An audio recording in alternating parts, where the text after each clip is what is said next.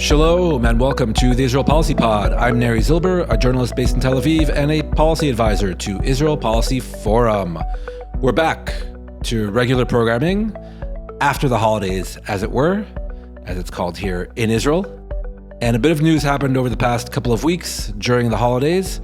Not sure if any of you heard, but I'm kidding, of course. All the living hostages are thankfully back home as of last week. The Gaza war has been stopped, if not ended altogether, and we're now looking at an ambitious US-led post-war project for Gaza.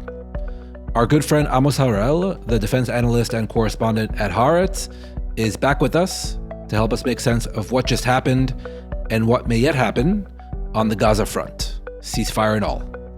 This was, as always, a terrific conversation with Amos, but if you want to catch up on how exactly we got here, do check out the webinars I recorded with my IPF colleagues in recent weeks, available on both YouTube and on this podcast feed. Finally, just for awareness, we're recording this episode on Monday evening Tel Aviv time, October 20th, just in case anything crazy happens between now and when this episode goes up. But just to give you a frame of reference of how quickly things here have unfolded, and that brought us to this place that we're currently at, talking about a ceasefire, talking about the hostages, at least the living ones, all being back home. But of course, there are still deceased hostages still in captivity in Gaza, and everyone is waiting for them to be returned as well. But really, a remarkable change of fortune in a very short period of time. And just as a reminder for this frame of reference, we had the strike in Qatar against the Hamas political leadership in early September. And then we had the launch of the IDF's ground offensive into Gaza City on September 16th. So just over a month ago, things seemed, if anything, like they were just escalating, and the prospect of a deal, well, extremely remote, to say the least. But then, September 29th, Prime Minister Benjamin Netanyahu is invited to the White House. By the way, right after the UN meetings in New York. Those happened too, in case we forgot. But Netanyahu is invited to the White House on September 29th, where President Donald Trump unveils his 20-point plan to end the Gaza war.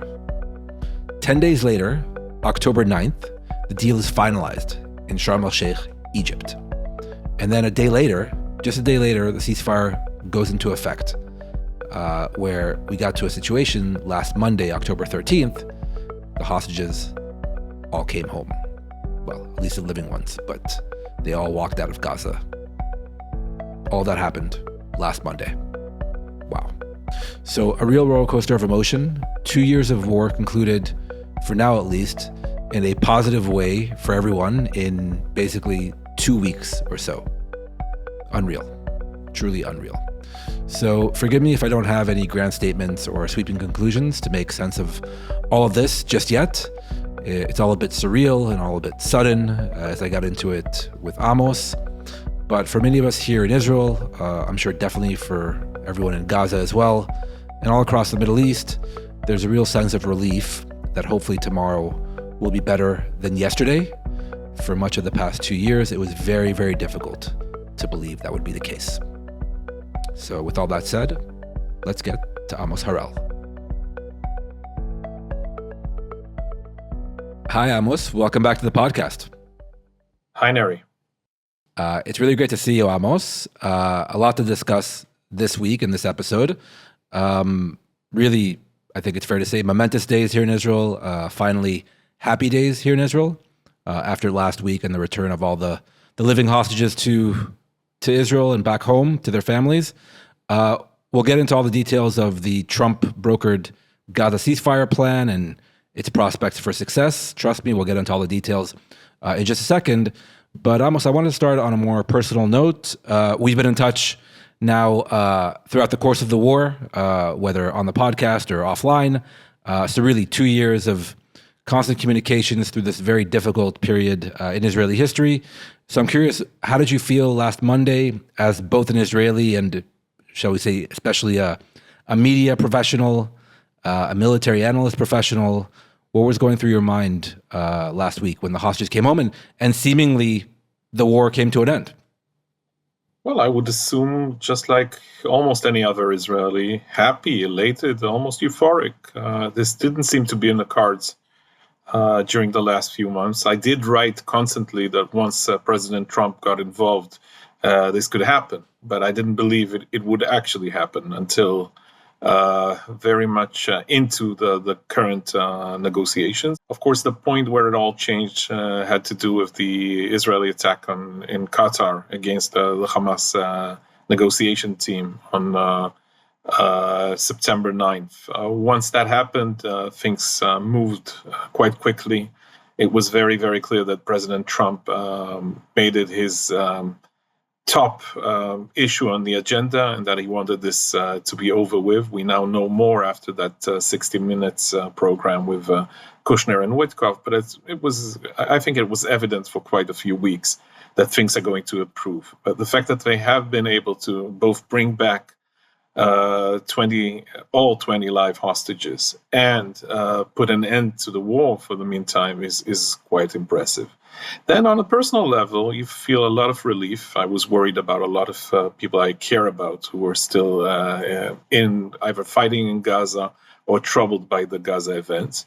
And then there's something almost instrumental, which is I'm writing a book about the war, and I needed a place to end this. And since this happened almost on the second anniversary of the war, it seems quite fitting to, when I finally get to finish my book, to put this as a possible ending. And it's, I wouldn't say on a happy or a light note, but it's, of course, much better than the other alternatives. And as you know, I was, like many others, I was quite depressed with the situation for a long time.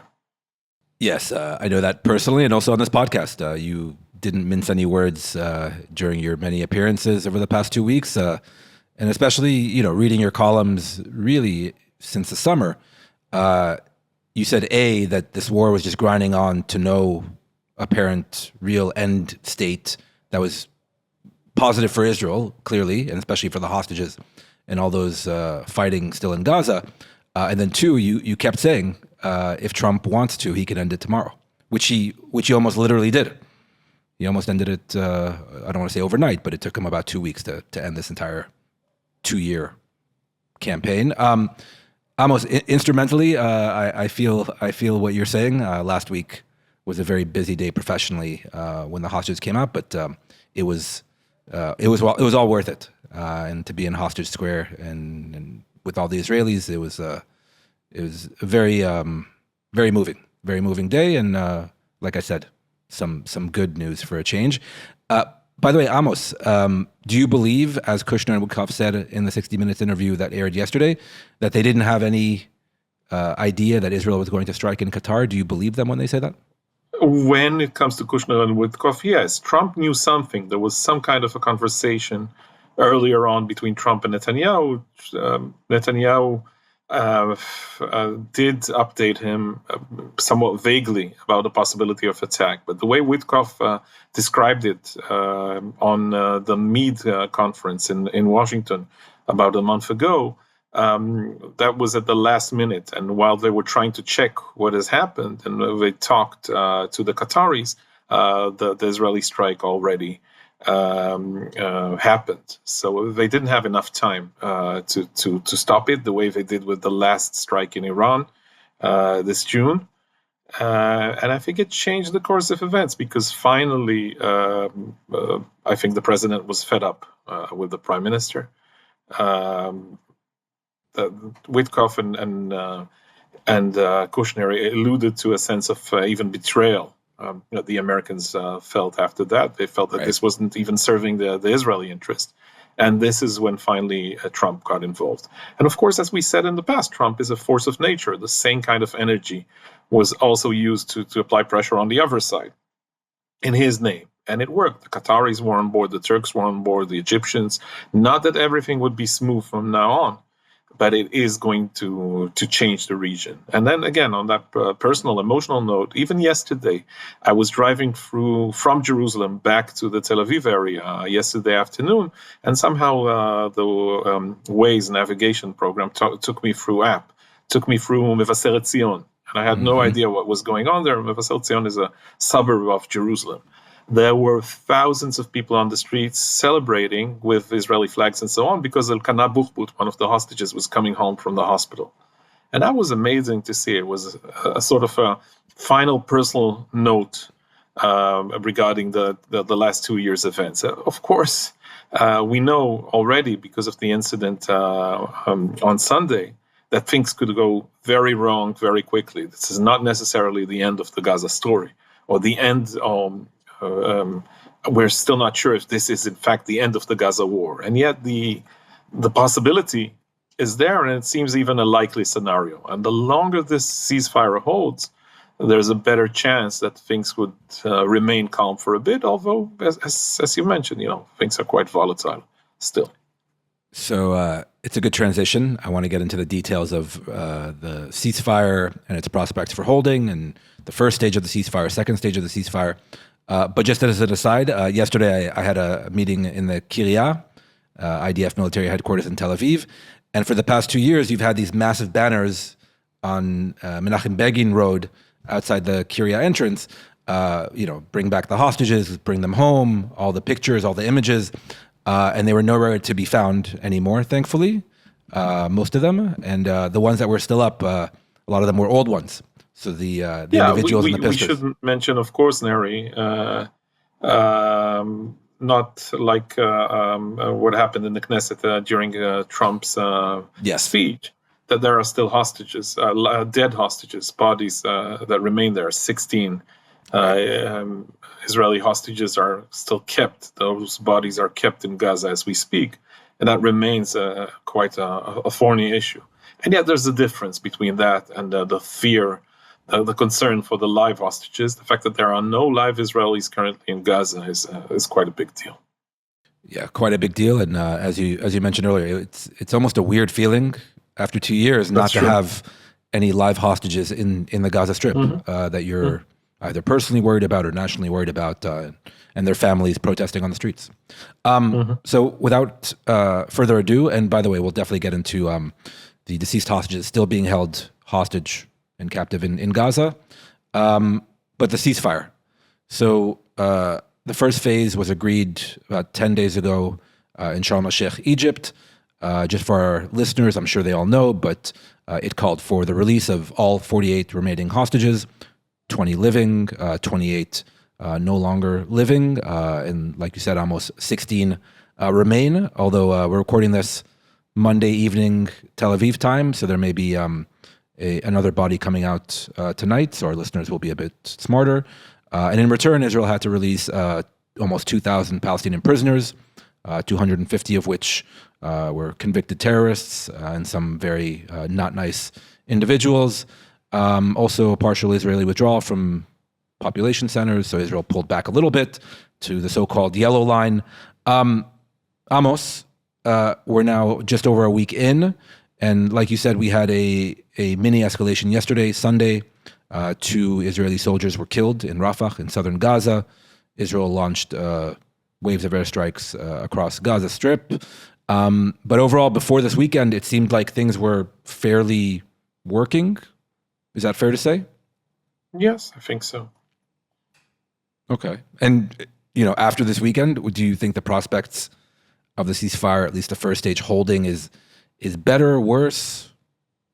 So it's interesting. First of all, the event itself, the incident, it happened on the Israeli side, so to speak, of Gaza Strip, inside Gaza Strip, of course, but it's part of the territories that Israel still holds on to according to the agreement, which is more or less 53% of the region.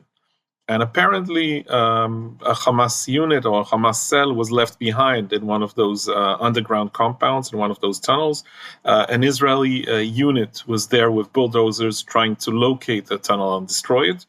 And a few Hamas fighters came out, launched RPG rockets, and used open sniper fire on the Israeli soldiers. 2 died, one of them a major, a company commander, another of them a soldier, both of them from the same city of Modi'in, and 3 others were injured. So this is significant. But on the other hand, it doesn't really prove that there was a chain of command working there, that actually the Hamas headquarters told those people to fight the Israelis. There could be one explanation is that they were stuck. They knew that that the IDF was about to destroy that tunnel, and they prepared to come out fighting than to die there. The other possibility is that they are actually disconnected from their chain of command, and they didn't even know that ceasefire had been approved. Think of the stories about Japanese soldiers.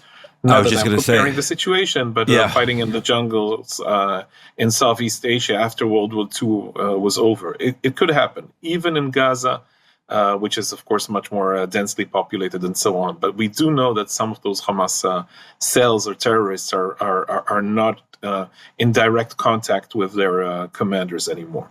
So when Trump is saying on Air Force One that he's still looking for explanations, but it doesn't seem as if they were acting according to Hamas leadership orders, he may be right.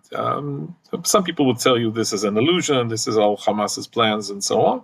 I'm not so sure. So this is the reality on the ground as far as we can understand it. The second stage of this issue is what the Israeli response is, and for perhaps more importantly, what the Americans are saying. Now, Israel responded. It seemed to be a breach of the agreement. The agreement is already unpopular among some people on the right wing, and some Netanyahu is receiving some criticism from the right wing of his government regarding that, so he needed to appear tough. There was, I would assume, there was public support for some kind of reaction. And Israel bombed all kinds of Hamas sites, and there were quite a few casualties on the Palestinian side and so on. Mm-hmm. But when Israel threatened to close the border crossings, this is when Trump said no. And we know that Vice President Vance is coming in here, and Witkoff is coming here as well. Apparently, the Americans are trying to babysit Netanyahu through this. They're trying to force Israel to implement the agreement, however vague it seems to be. And for the time being, Trump is not letting Netanyahu off so easily. He's trying to push forward the agreement that's more important to him than a singular incident. Well, we'll have to see how this evolves. If there are more incidents, more casualties on the Israeli side, more criticism from the right wing, then things could break down. But for the time being, the agreement, as vague as it is, still holds, and this is where we are right now as we speak. This is why I love having you on, Amos, because you cut right to the chase, and I've been asked for 2 straight days what happened in Rafah and whether Hamas orchestrated the attack or not, and I think you explained it very well. Should we be surprised or alarmed that a year and a half after the IDF entered Rafah and really what we thought cleared out most of the area, that there are still Hamas fighters there, Hamas tunnels?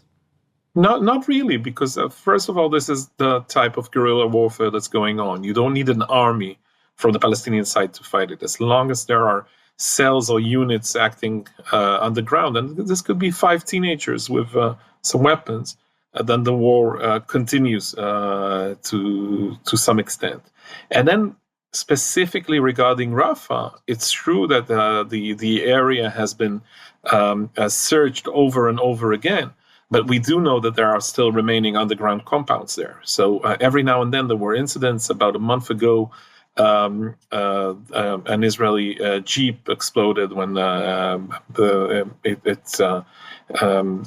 Palestinians operated IED, right, which led to the death of 4 Israeli officers. So it's not the first time. Not constant fighting going on, but we will see similar isolated incidents around the Gaza Strip, and especially east of the so-called yellow line, meaning in the areas that the IDF controls, because as I've mentioned, there are still some Hamas terrorists stuck there, and I would assume that this isn't finally over yet. The real question, of course, is how Israel is going to deal with that, and how strict the United States is going to be regarding Israeli reaction.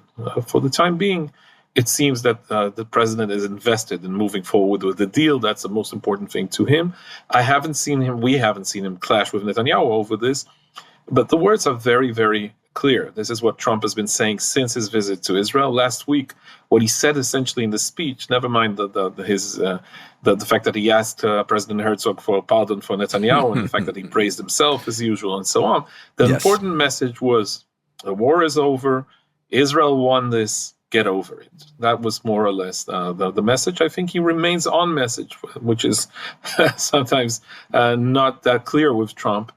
For the time being, this is where we are, and it's very, very clear that it's Trump calling the shots. It's nobody else. There are all kinds of attempts to rearrange the narrative. We see Ron Dermer invested in that. We see Amit Segal's reporting. Amit is always very, very close to what Netanyahu and Dermer are thinking. That's the best way to understand their line of thought regarding that. But the way they're phrasing it is as if that the Israeli influence brought on everything, as if the Qatari strike was a sort of a minor incident, and as if Jerusalem and Washington were always very, very close. That's only true to a point. I think the president got angry at the prime minister after the Qatari attack, and I think since then, the hierarchy was pretty clear. It was Trump saying what will happen, and it was Netanyahu, in spite of what he's saying domestically, actually obeying orders from Netanyahu. And then from Trump. From Trump, yes. That's very, very clear, especially, Amos, the other major point and also a point of difference between the U.S. and Israel with regard to this first phase of the ceasefire is how quickly Hamas is actually returning the deceased hostages, their bodies to Israel. And so last week, there was kind of this drip by Hamas of deceased hostages coming back, and Israel was not happy with the pace and either privately or publicly said that Hamas could be doing more. And yet Trump's advisors made it very clear that they were okay with the pace and that Hamas was making what they said was a good faith effort to find first and then return all the deceased hostages. What do you think from your vantage point? Is Hamas doing enough? Could it be doing more? The truth was probably somewhere in the middle. In the beginning, it was quite evident that Hamas was back to its old tricks, playing all kinds of psychological games against the Israeli public, announcing that it didn't have information of more bodies and so on. And that was clear that this wasn't the reality. So we're now down to 16. I would assume in a positive scenario, we could bring that number down to somewhere between 4 and 8 bodies. And then it gets difficult because, look, the Strip has been through an earthquake a constant earthquake for the last 2 years. And it's pretty evident that some bodies got lost in the rubble. That's true for many, probably quite a few thousand Palestinians, both civilians and Hamas terrorists. And it could be true for some of the bodies of our hostages. It's true that was a priority for Hamas because Hamas saw them as assets and knew that they were assets, bargaining chips in the negotiations. And yet, in some cases, the actual Hamas militants who buried the bodies were killed themselves. So there could be a question, and there could be some incidents in which Hamas doesn't have whom to ask about the whereabouts of the bodies, and that could be as Israelis, we're all familiar with the Ron Arad tragedy, a navigator who was caught by Amal and then Hezbollah in '86. In Lebanon, his body was lost. He's presumed to have died somewhere in the late 80s or early 90s, and his body was never discovered in spite of efforts by the Iranians and Hezbollah and so on. So there could be some few Ron Arad cases in the long run. And if we go back to history, Israeli history, mostly with Egypt, wars in the Sinai, wars in the war after 73, the 73 war in the west side of the Suez Canal and so on, there are still Israelis missing in action there. Not as much as Americans after Vietnam, but there are cases that haven't been solved. I'm afraid that this would be the case here as well, but the number of 16 could be cut by half, more or less, and this is what Israel is expecting to do. nobody here trusts Hamas completely, but it seems that there is an effort right now because Hamas is invested in this. They want more. They want the borders to be open. They want more aid coming in. They need Israel to withdraw. They assume that once they deliver most of the bodies, the Americans would apply pressure on Netanyahu to withdraw from some of the IDF's positions. So this is where it's heading. I should also note, I mentioned earlier, according to the agreement, Israel controls 53% of the strip. In reality, I would assume that it's around 40%, because in fact, what the IDF did was withdraw to positions which were more to the east than was agreed upon because of the geography of the region. There's the Gaza Strip is quite flat, but there's you may remember that there's a sort of a group of small hilltops, which is somewhere between Sderot on one side and Bet Hanun on the other. It's called the Reches HaShiv'im, the 70 hilltops, because it's 70 meters above sea level. The highest point in Gaza Strip is Ali Muntal, which is 90 meters. That's it. So the IDF prefers to be around that area, also because there are less buildings or destroyed buildings in that area. So there's less friction with the civilian population now coming back to their original homes. So what they do is they have withdrawn a little bit, and they control the area with fire and observation posts and so on. But it's quite clear that from the Trump administration's perspective, they expect more withdrawals from the IDF pretty soon, and that's going to be difficult, I think, for Netanyahu to sell to his voters, especially if some kind of fighting continues. So we'll get into now the second phase of the deal and potential future IDF withdrawals. But Amos, what you just said, I'm sure the Prime Minister's office is not going to be happy, because for him, it was very important to tell the public here that the IDF remained in the majority of the Gaza Strip. Yes, we're still in most of the Gaza Strip. That's what he wanted to say. But you're saying in actuality, it might be numbers are 40%. flexible, as you know. In our current reality, numbers are always flexible, but that's a reality as far as I know from military sources, and they should know.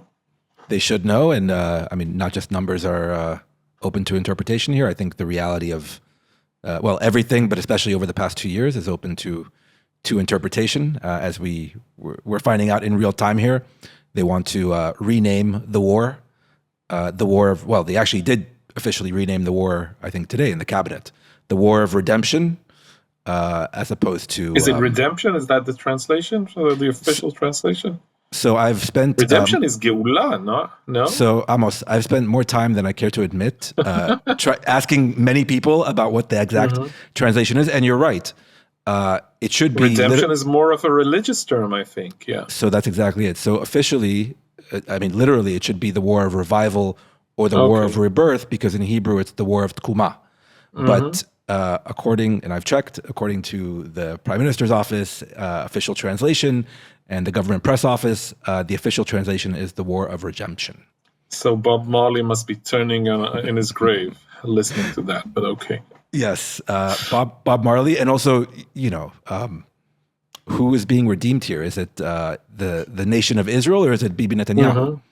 Mostly Netanyahu, I think. He's doing better than the nation of Israel currently, but that's another matter. Yes, more.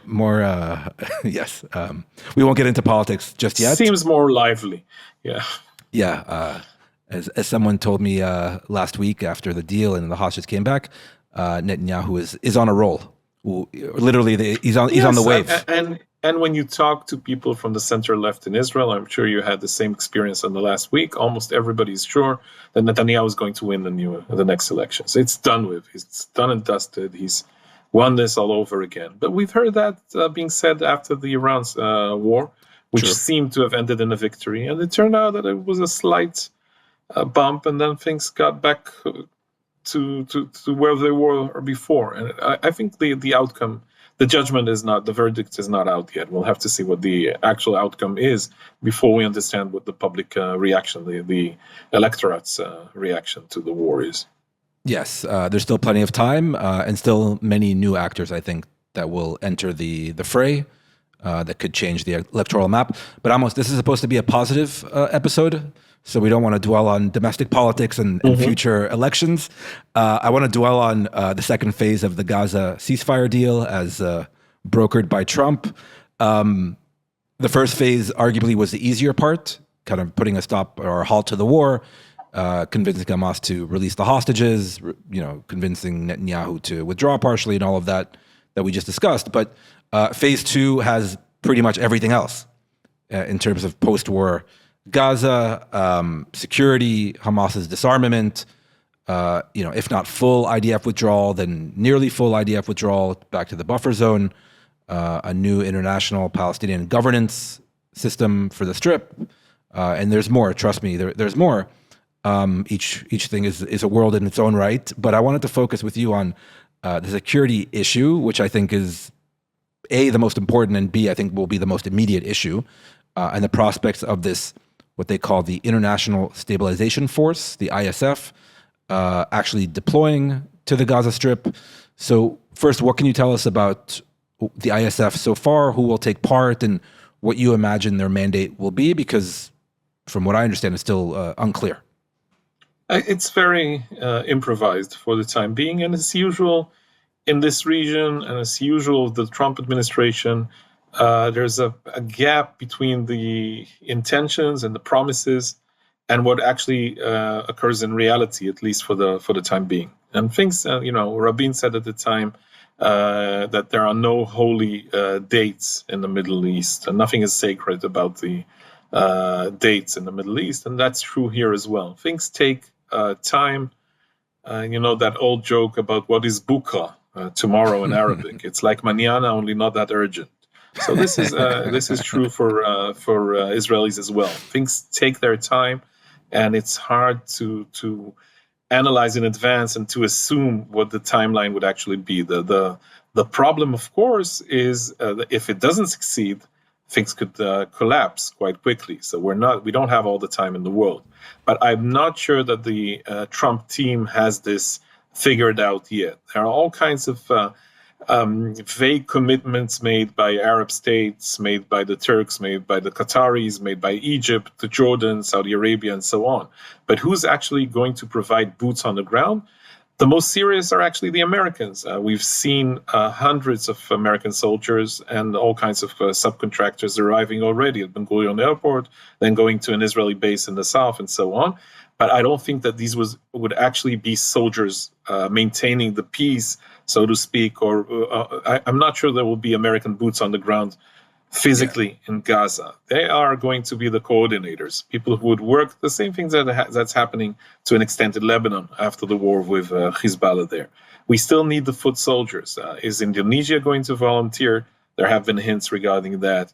Will there, the biggest workforce and the most available, of course, are the Egyptians. They're close by, millions of them. It's not too risky, I think, or not too costly for Sisi to decide to send a few thousand soldiers or policemen or even in civilian clothes to Gaza. And yet it's risky from a strategic perspective. Does he want them in the line of fire if Israel's there? What happens if Israel discovers somebody producing rockets inside Gaza and there are Egyptian soldiers nearby? So there's a lot that could go wrong, even if everybody has good intentions, and that's this part isn't even completely true. So we'll have to see.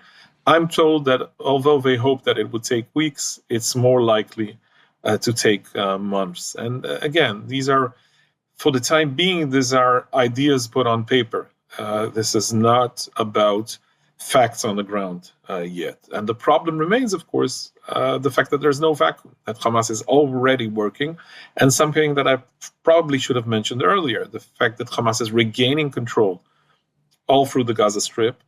It's not about civilian control anymore. They hardly deal with that. You see already contractors from Turkey, from Egypt, and so on, already working in the Strip to find bodies under the rubble and so on.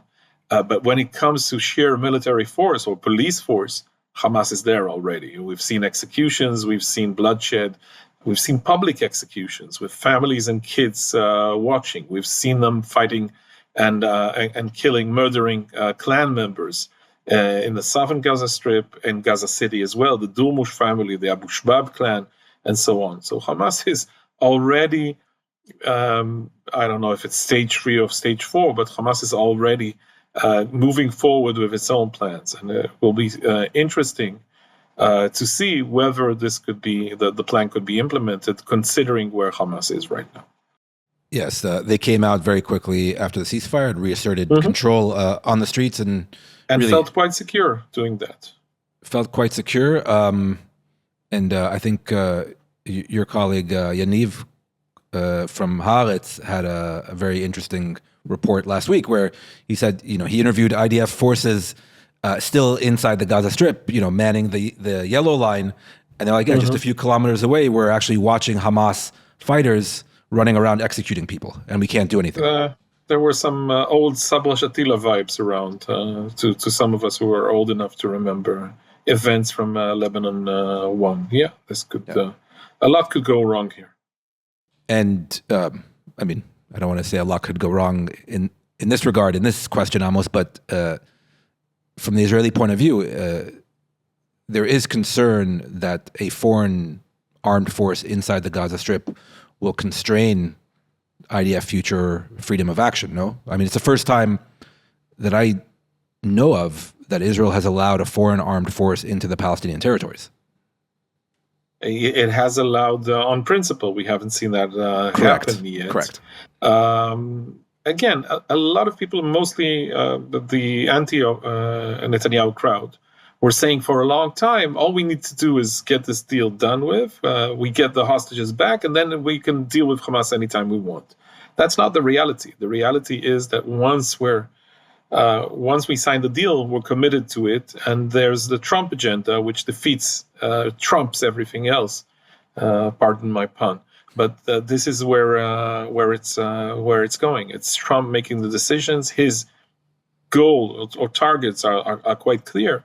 And Netanyahu is trying to stay out of the way. There could be some kind of friction later on, but for the time being, they've been signaling quite clearly where they want things to develop. And we'll see what evolves during Vice President Vance's visit. But it's a big deal. It's a big deal. I don't think Netanyahu. And Netanyahu, again, in his speech at the Knesset today, said that the personal relationship between him and Trump was the best ever between an Israeli prime minister and an American president. That's true, I think. But it's true to a point. There comes a point where Trump could act differently. And Netanyahu, I think Netanyahu is a keen observer of Trump. He knows exactly where he's at with the president. And he'll be sure not to cross his path, not to make him too angry over this. In spite of all this, look at the difference. There are two. Forgive me for charging in with this, but two issues there. One, that the huge gap between what Netanyahu said would be in the agreement and actually what happened, what Netanyahu defined as Israeli goals in Gaza 2 months ago, and what actually transpired. And the second is the absolute cynicism. We're used to Netanyahu being a cynic regarding these matters, but the absolute cynicism of his ultra-right-wing Messianic partners, Ben Gvir and Smotrich. Look, I assume that's right for you, that's correct about you as well, but for a year I've been writing that the main reason for Netanyahu not signing a final deal regarding the release of all the hostages was his fear that Ben Gvir and Smotrich would leave the government and that his coalition would collapse. That was more important than the ideological matters for Netanyahu. And then an agreement was signed, and poof, nothing happens about these guys. They're in, but they're out. They're not part. They didn't vote. They voted against the deal, and yet they don't feel any kind of responsibility, neither for the deal or towards their voters. They did not leave office, which is absolutely amazing. I couldn't have imagined something like this even a month ago. I assumed that he would sign the deal, that he would get some support of the Knesset vote from Lapid or Gantz, and that would be it. But, Smotrich and Ben Gvir don't even bother to pretend that they care about this. No, they don't bother to pretend, at least for not right now. And yes, all of us, because it was accurate that Netanyahu didn't want to, quote unquote, end the war because he was afraid he would lose his government. because Ben Gvir But and Smotrich... maybe it wasn't that accurate. Maybe he knew all along that we wouldn't. He just didn't want the deal at that time, and he assumed that that he could actually achieve more on the battlefield than he actually did until Trump forced his hand. It's also a possibility, I think, in retrospect. Not that I saw it in real time. It's a very good question, Amos. It's like the age-old question with regard to Netanyahu. Does he not want to move forward on X or Y diplomatic path because of his domestic politics, or he's using the domestic politics as an excuse not to move forward on a certain diplomatic path? We've known him to do that in the past. I've wasted inches of newspaper and hours of debates, mostly with Aluf Ben, Haaretz editor-in-chief, who always believes that Netanyahu has a long-term plan. Well, my sense is that in many cases, the prime minister is improvising. I think... And that survival is more important than anything else. Yeah, I think I agree with you, Amos. And I won't get into the whole story, but someone close to Netanyahu told me last month that what really changed was the battlefield successes that he felt he accrued, say, over the past year, whether in Lebanon, he takes credit for Syria, obviously Iran this past summer. But what about Gaza? Is Gaza a success? That's another matter. Look, what we just said, they're changing the name of the war to the War of Redemption. It should be the War of October 7th. It cannot be a war of redemption if it's not a success. So yeah, of course, the proof is there already. Of course, yeah. But look, brass tacks in terms of Ben Gvir and Smotrich, they're probably biding their time, and they're going to wait to see what happens with the first phase of the deal, and if there's movement towards the second phase, and we're really entering an election year, they may use it as an excuse to differentiate themselves from Netanyahu. But Amos, this is not why we wanted you on. We can talk politics with literally everyone else in this country. Yeah. We want you on to talk military affairs. The real question on everyone's mind, and the last question with regard to the second phase of the deal.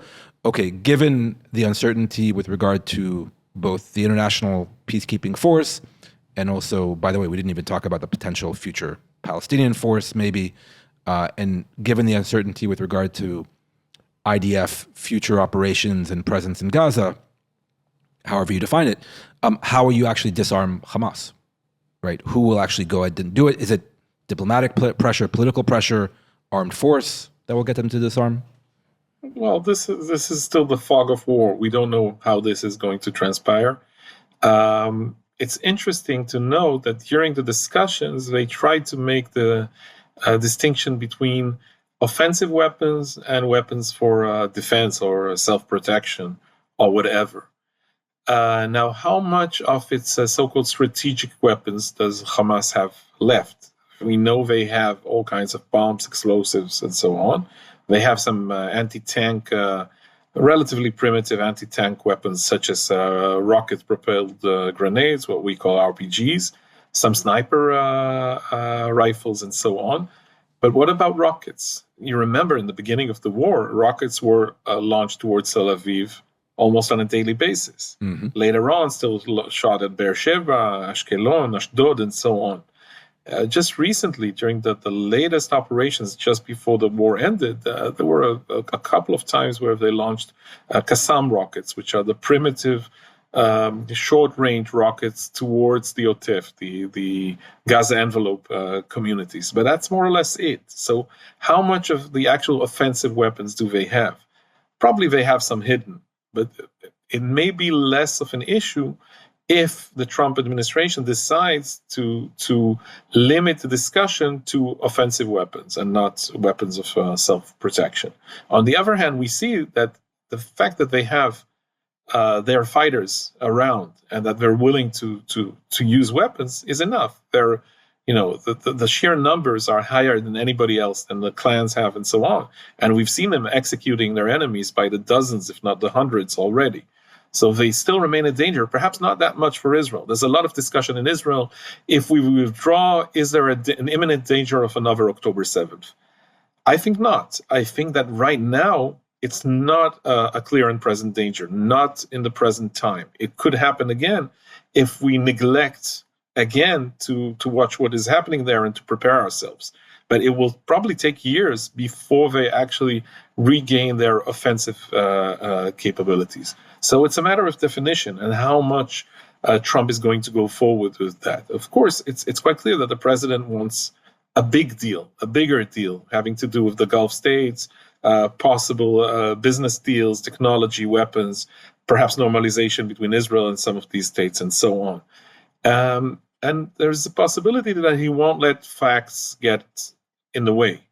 We've seen him do that in Iran, on Iran as well. Think of Trump announcing time and time again that the Iranian nuclear plan has been obliterated.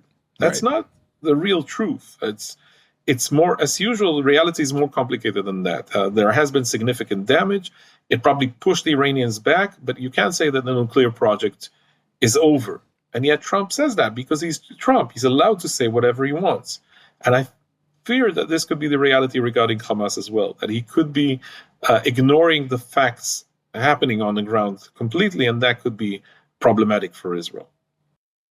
All good points, Amos. In our remaining time, I wanted to shift slightly away from Gaza. Last two questions, if I may. You mentioned Iran. And last time we spoke, by the way, literally, I think it was the day or the day after the 12-day war ended in June. So 4 months ago, it seems like a lifetime ago, but it was just 4 months ago. You probably get the same questions that I do walking around Tel Aviv and other parts of Israel. People ask me about Iran, whether there's going to be another round with Iran soon, i.e. imminently. That's the mood music in certain quarters here, at least publicly. Do you think that's a real threat? Do you think that's credible?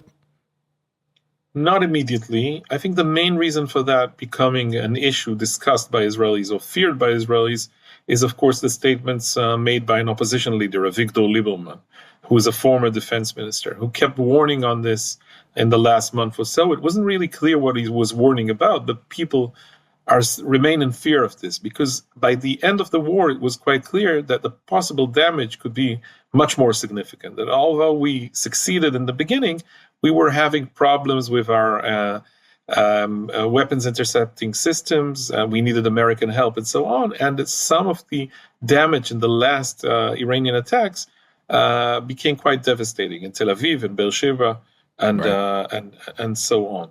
That was people fear that more than they feared a lot of the other stuff that went on. I'm not sure. I don't think that as far as we know right now, I have no knowledge of Iran trying to reignite the nuclear plan in a significant way right now. The problems there are other problems. One is the attitude, the fact that we're not really negotiating. The promises of revenge in the long run, it's quite clear that they would seek some kind of retaliation against Israel.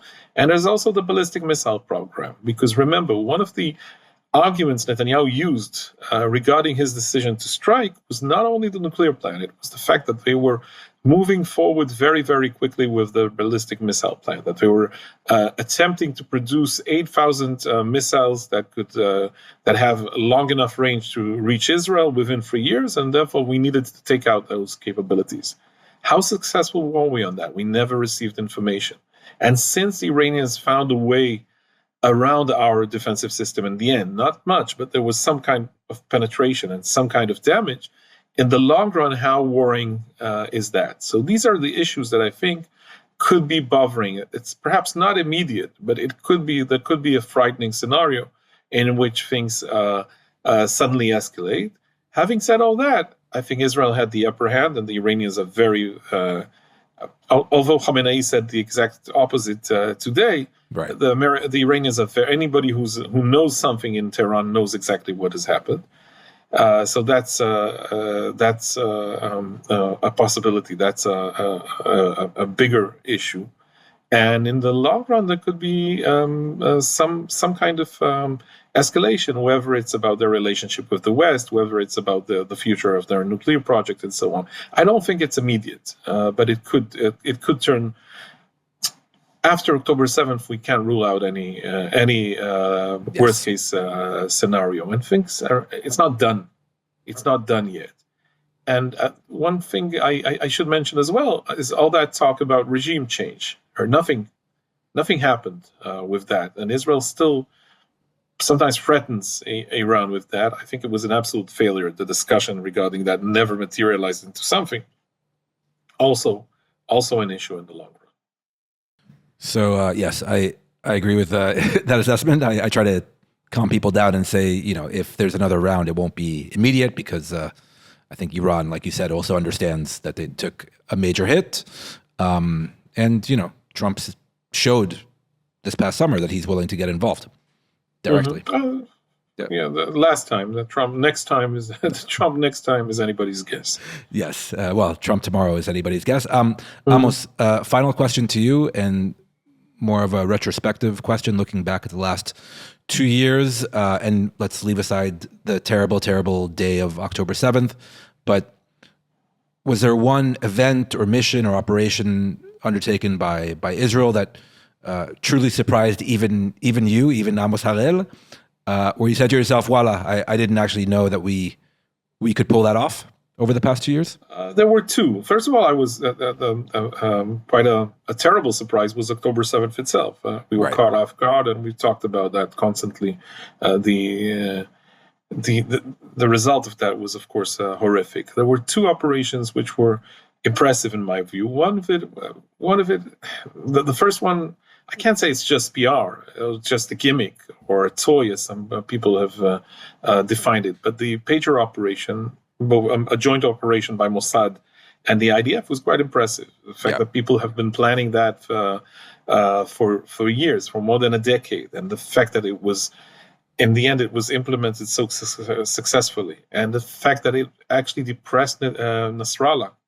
Nasrallah's son spoke after his death and said that his father was in deep depression in the last 10 days of his life, which are the days between the attack, the pager operation, and his death. And this is apparently because he actually saw people being injured and perhaps killed around him from those Israeli beepers. So that's impressive. The fact that we could plan something like this, that we could mislead them in such a way, is quite amazing. Although, had they watched more carefully The Wire, for instance, on American TV, perhaps the Iranians at Hezbollah could have been more careful about that. It's all about the beepers. I'm somehow encouraged when I assume that perhaps some Israeli agents got their ideas from American TV.